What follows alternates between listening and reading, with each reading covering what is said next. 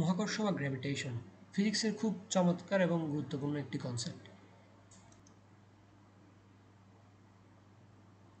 মনে করো এটা হচ্ছে পৃথিবী, এটা হচ্ছে পৃথিবীতে যে কোনো একটা আপেল গাছ। তো আপেল গাছে আপেল ধরছে, মনে করে একটা আপেল মাটিতে পড়তেছে। তো তোমার কাছে কি কখনো, তোমার মনে কি কখনো প্রশ্ন আসছে যে এই আপেলটা কেন সবসময় মাটির দিকেই পড়ে বা নিচের দিকেই পড়ে? কেন এটা গাছ থেকে মুক্ত হওয়ার পরে উপরের দিকে উঠে যায় না বা শূন্যে ভেসে থাকে না? এটার কারণই হচ্ছে আসলে মহাকর্ষ। অর্থাৎ এই আপেলটাকে কিছু একটা আকর্ষণ করতেছে এবং এমনভাবে আকর্ষণ করতেছে যে এটা নিচের দিকে পড়তেছে। অর্থাৎ বুঝতে পারতেছি যে আকর্ষণটা হচ্ছে নিচের দিকে, আকর্ষণ বলটা।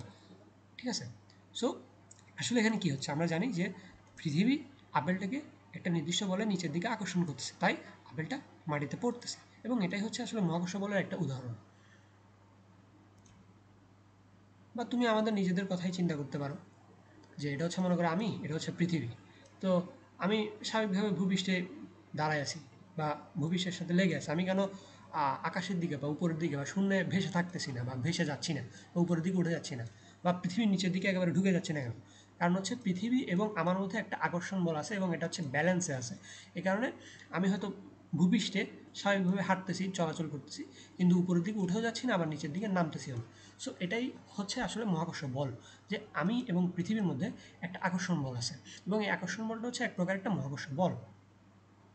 অর্থাৎ মহাকর্ষ বলটা আসলে কি? মহাকর্ষ বলটা হচ্ছে মহাবিশ্বে অবস্থিত যে কোনো দুইটা বস্তুর মধ্যে যে আকর্ষণ বল। অর্থাৎ এই মহাবিশ্বে যে কোনো দুইটা বস্তু নিজেদেরকে একে অপরকে আকর্ষণ করে এবং এই আকর্ষণ বলটাই হলো মহাকর্ষ বল। এখন মহাকর্ষ বল আমরা যখন বলবো তখন একটা শব্দ চলে আসে অভিকর্ষ বল। অভিকর্ষ বল হচ্ছে পৃথিবী এবং অন্য যে কোনো দুইটা বস্তুর মধ্যে যে আকর্ষণ বল। মহাবিশ্বে আসলে পৃথিবী তো আমাদের মহাবিশ্বেরই একটি অংশ, তাই না? এখন আমরা যদি মহাবিশ্বের মানে যে কোনো দুইটা বস্তুর মধ্যে যখন আমরা আকর্ষণ বল চিন্তা করবো, তখন একটা যদি পৃথিবী হয়, তখন আমরা ওই বলটাকে বলবো হচ্ছে অভিকর্ষ বল। অর্থাৎ চিন্তা করতে পারো সকল অভিকর্ষ বলই হচ্ছে আসলে মহাকর্ষ বল, কিন্তু সকল মহাকর্ষ বল অভিকর্ষ বল না।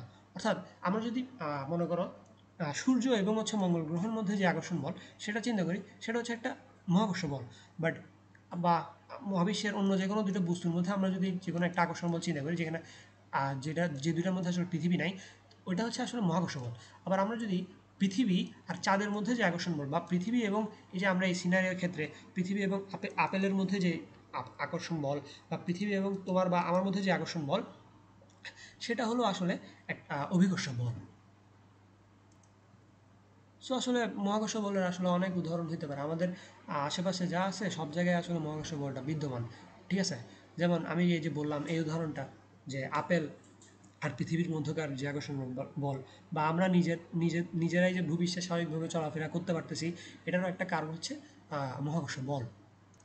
এখন এই মহাকর্ষ বলটা যদি না থাকতো, আমরা শূন্যে ভাসতাম। লাইক আমরা যদি স্পেসে যাই বা পৃথিবীর বাইরে যাই, তখন আমরা দেখি যে আসলে ওখানে যে কোনো বস্তু আসলে সাধারণত ভাসতে থাকে। কারণ কি? ওখানে কোনো মহাকর্ষ বল নাই, ওখানে মহাকর্ষ বল শূন্য। যেহেতু মহাকর্ষ বল নাই, সে আসলে শূন্যে স্বাভাবিকভাবে র্যান্ডমলি ভাসতে থাকে।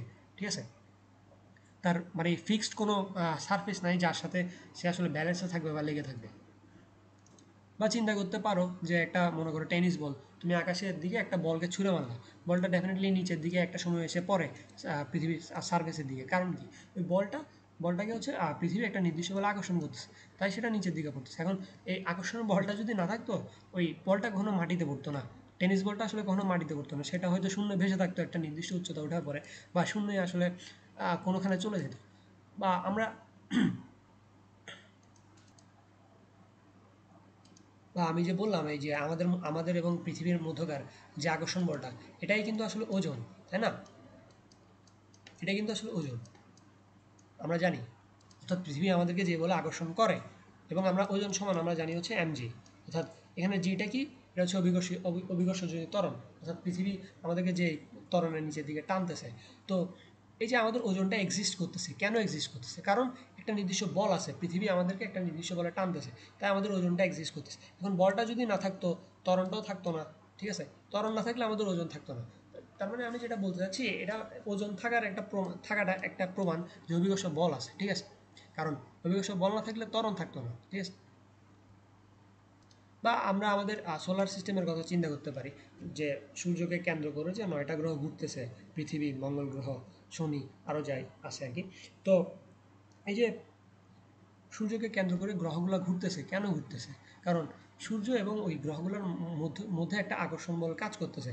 এবং মজার বিষয় হলো যে সূর্য, আসলে আমরা জানি ভরটা অন্যান্য গ্রহের তুলনায় আমাদের সোলার সিস্টেমে যে গ্রহগুলো আছে তার তুলনায় অনেক বেশি।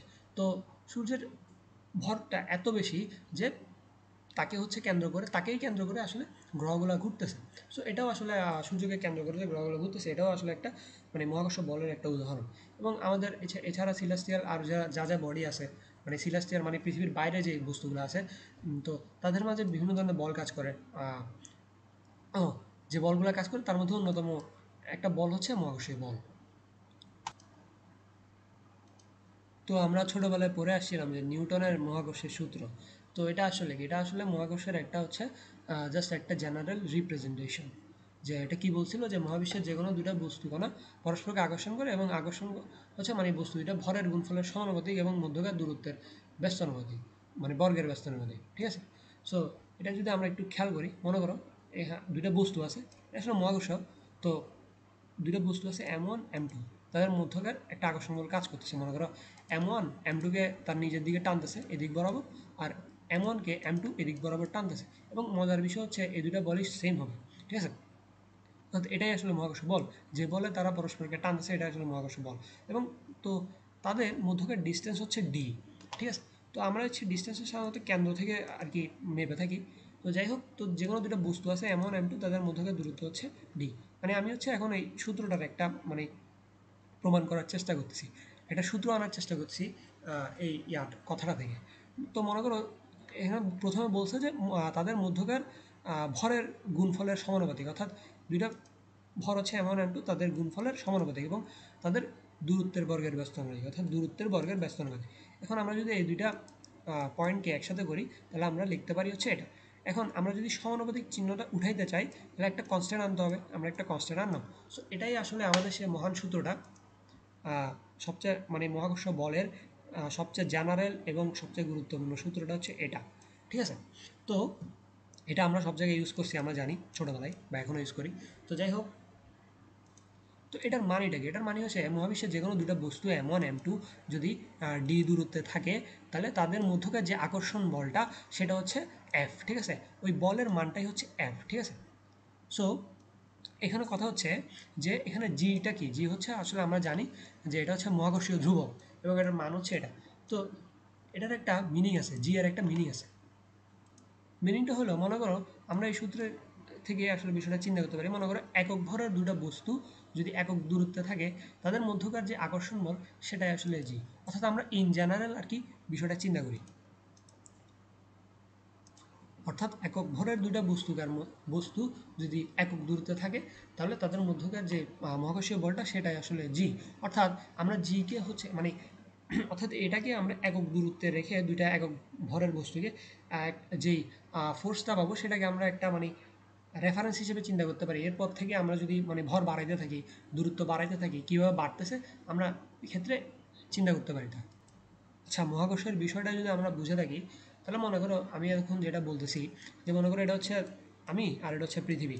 তো পৃথিবী আমাকে নিজের দিকে আকর্ষণ করতেছে, আবার আমিও পৃথিবীকে নিজের দিকে আকর্ষণ করতেছি, তাই না? আহ, কারণ প্রত্যেকটা বস্তুই একে অপরকে নিজের দিকে আকর্ষণ করে, ঠিক আছে? তো আমি এবং পৃথিবীর যে আকর্ষণ বলটা, এটা হচ্ছে উভয় ক্ষেত্রে সেম। তো এখানে কথা হচ্ছে যে আকর্ষণ করলে তো একটা লাইক আপেলটা যে নিচের দিকে পড়তেছে, ঠিক আছে? কিন্তু বা বলটা যে নিচের দিকে পড়তেছে, কারণ এই যে আকর্ষণ বল, কিন্তু আমি যে পৃথিবীকে আকর্ষণ করতেছি বা পৃথিবী যে আমাকে আকর্ষণ করতেছে, তো আমাদের মধ্যে কোনো মানে সরণ বা ত্বরণ হচ্ছে না কেন? বা আমার আকর্ষণ বলের কারণে পৃথিবীটা সরে যাচ্ছে না কেন, বা আমি সরে যাচ্ছি না কেন? এটা আসলে আমরা নিউটনের যে মানে থার্ড লটা আছে সেটার সাহায্যে বুঝতে পারি। Like F equals to M আমরা জানি। তো এখানে আমাদের এফ হচ্ছে যে আমাদের আমি এবং পৃথিবীর মধ্যকার যে আকর্ষণ বল উভয় ক্ষেত্রে সেম। সো যেহেতু এফ সেম, আমরা দুইটা সিনারিওর কথা চিন্তা করতে পারি। লাইক এখান থেকে আমরা লিখতে পারি যে মনে করো এম হচ্ছে আমার বর, আর বড় হাতের এম হচ্ছে পৃথিবীর ভর, আর এফ এক্ষেত্রে তো উভয় ক্ষেত্রে সেম, আর এই হচ্ছে যে আমাদের ত্বরণ। তো এখন দেখো আমাদের যেহেতু ভর সেম, সরি বল সেম, তো এখানে খেয়াল করো, মনে করো এটা আমার ক্ষেত্রে আমি চিন্তা করতেছি যে F equals to M A, তো আমার ত্বরণটা যদি আমি দেখি এটা যদি আমার ভর হয়, আমার বলটাকে যদি আমি ভর দিয়ে ভাগ দিই এটা ত্বরণ পাবো। আর এটা হচ্ছে পৃথিবীর ক্ষেত্রে। এখন দেখো সেম বল, ঠিক আছে, কিন্তু আমি এক ক্ষেত্রে ভাগ দিছি আমার যে ভরটা যেটা খুবই কম, আর এক ক্ষেত্রে পৃথিবীর ভর আসলে অনেক বেশি, ঠিক আছে। সো একটা সংখ্যা, সেম সংখ্যাকে যদি তুমি যত বেশি, যত বড় সংখ্যা দিয়ে ভাগ দিবা, তো ত্বরণের মানটা বা এই যে আউটপুটটা কমতে থাকবে। সো এই ক্ষেত্রে পৃথিবীর ক্ষেত্রে ত্বরণের মানটা অনেক কম আসবে, তাই না? সো এটা এতই কম যে এটা আসলে মানে খুবই নগণ্য, এটা আসলে আমরা ইগনোর করতে পারি। এই কারণে আসলে পৃথিবীর আসলে আসলে আমরা যেটা বলতেছি পৃথিবীর আসলে ত্বরণটাকে আমরা ইগনোর করতে পারি। এই কারণে আসলে আমরা বলে থাকি যে, অর্থাৎ আমি আর পৃথিবীর মধ্যকার আকর্ষণ বলের কারণে অবশ্যই একটা ত্বরণ হবে, বাট এটা এতই নগণ্য যে আমরা এটা ইগনোর করতে পারি। সো এটা ছিল মহাকর্ষ বলের খুব প্রাথমিক একটা ধারণা। সো আমি নেক্সট একটা ভিডিওতে চেষ্টা করবো যে এই মহাকর্ষ বলের একটা এটাকে একটা সিমুলেশনের সাহায্যে আর কি দেখানোর।